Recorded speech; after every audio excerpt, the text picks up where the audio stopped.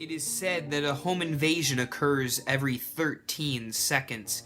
Maybe that's why 13 is such an unpopular number. Regardless, today we're taking a look at some very true and very scary home invasion stories.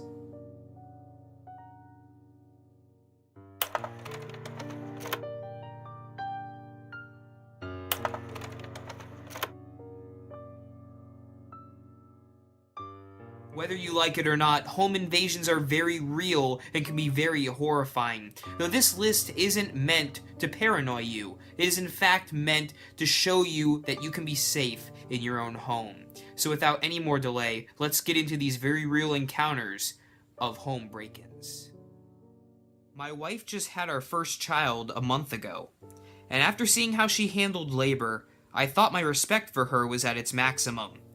Well, she's gone and up the ante. Around 8 p.m. last night, 2 men broke into our house through the back window. I was away at the time, and my wife thought it was me coming home. They made it as far as the dining room, just a few feet from the living room where she was sitting with our 1-month-old daughter, when she realized what was happening and ran upstairs. After putting our daughter on the bed, she grabbed the Ruger SP-101, which we keep loaded and accessible for just such occasions. She then went downstairs loudly, warning the thugs that she was armed and dangerous. Between her shouting and the sound of the first empty chamber being cleared, the thugs must have thought better of sticking around and grabbed whatever they could as they beat a hasty retreat. I have no doubt that they were seconds away from having a life-changing experience. I was home alone overnight. I was 11 but begged my dad not to get a sitter, and sat on the computer in my living room that had big French windows. The backyard motion light goes on, but I didn't think much of it since we lived in the woods and rabbits and deer were common. After it didn't go off for 10 minutes or so, I looked over my shoulder at the window to see if some deer were eating my dad's garden, and I see an old 50-year-old man just staring at me, right in my eyes. I was so scared I couldn't move. I finally jumped up and ran upstairs to my dad's room and grabbed his gun and sat in the corner of the room facing the door. When my dad got home in the morning, he found me still crawled up in the corner, clutching the gun. Since then, my biggest fear is looking out the window and seeing other people looking back at me. The phone in this picture was owned by a woman who was taking a shower while this photo was taken. It seems that the man in this photo had let himself in and took a selfie. She said that there wasn't anything taken of much value, and it seems so unnerving. He's yet to be found, but he is wearing a wedding ring. I don't want to know where he is now.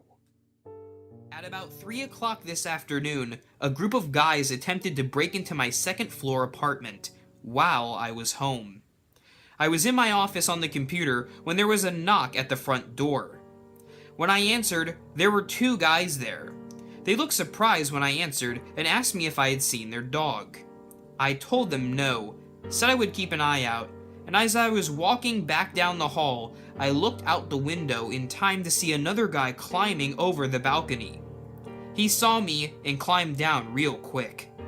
I ran over, locked the door to the balcony, grabbed my phone, locked myself in the bathroom, and called the police. It was so scary. The worst part is that I live in a very small town in a pretty nice apartment on the 2nd floor. There is no way these guys went unseen while climbing my balcony, as my balcony faces the central courtyard of our complex and there were lots of people coming and going. Yet no one bothered to question their actions. I no longer feel safe in my own home. It's hours later and I am still shaking. I just keep thinking about what would have happened if I had not answered the door. I could have walked out of the bathroom or something and right into the middle of a robbery. This photo was taken by a neighbor of Meloria Rivers after she climbed onto her roof to escape a home invasion. A local homeless man, Christian Hicks, had a history of mental illness. She was asleep when he broke in and managed to call 911 and hid on the roof until the police came. I was working from home today. My husband had to leave for the dentist right as the plumber arrived to work on the tub. No problem. The plumber has been here before. He's legit. I'm on a conference call with the customer. Plumber has to leave to get a part, comes back, fixes the tub, then leaves. I'm still on a conference call, on mute. Give the faucet a thorough check to make certain it feels right. Sit down in front of the computer and the doorbell rings. I bet the plumber forgot a tool. I run to the door and open it, and there is a strange person standing there with a smile on his face. I'm shorter than 5'1", and this person was close to 6 feet tall. Hello. Hello. Can I help you? Hello. He looks over my shoulder at the room behind me, and he starts to walk in. My door isn't fully opened. I'm blocking the entrance with my body, and he starts to walk into me like I'm not even there. I weigh about 120, and this person was well over 200 pounds. I threw my shoulder into this rather large belly and pushed back. You are not allowed in my house. He stepped back, and I slammed the door. Then realized that the client call had gone off mute. Hope they didn't hear that.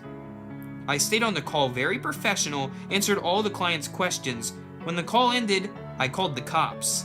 I'm scared. Was that a potential home invasion?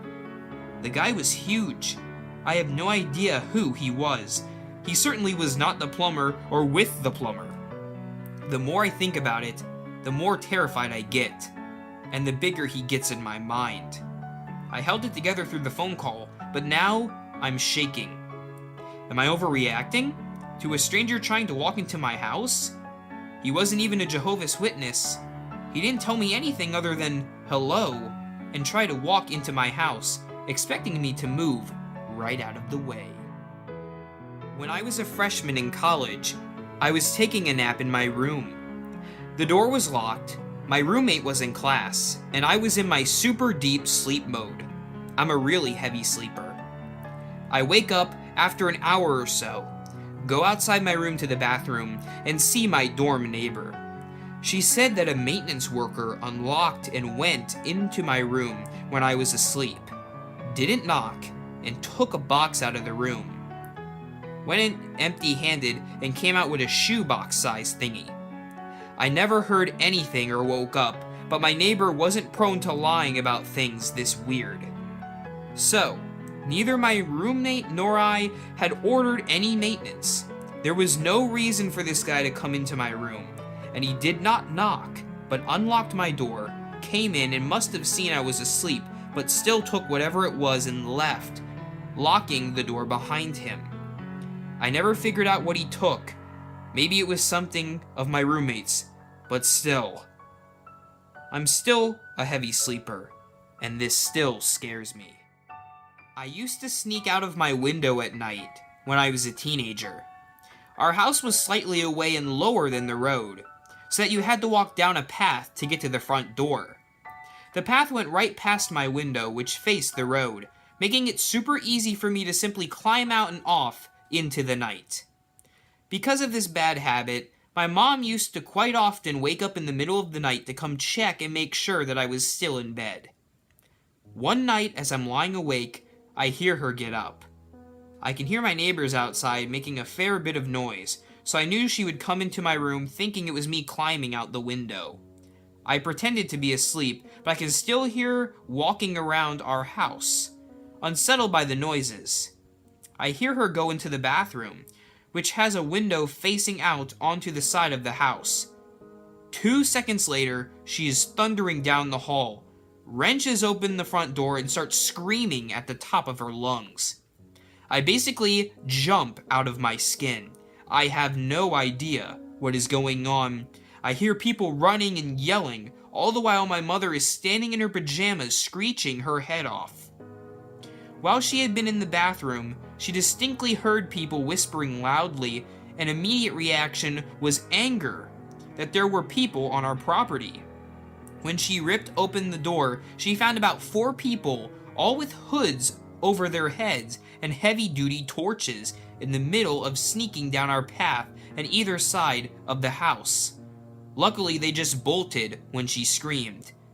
I struggled to sleep in that room where I could hear every little noise on the path outside until the day I moved out, certain that those people were going to return for whatever they wanted.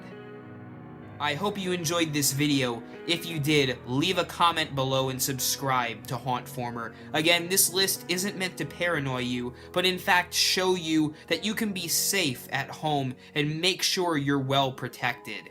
Thank you again for watching, and remember as always, for all things Halloween, this is Hauntformer.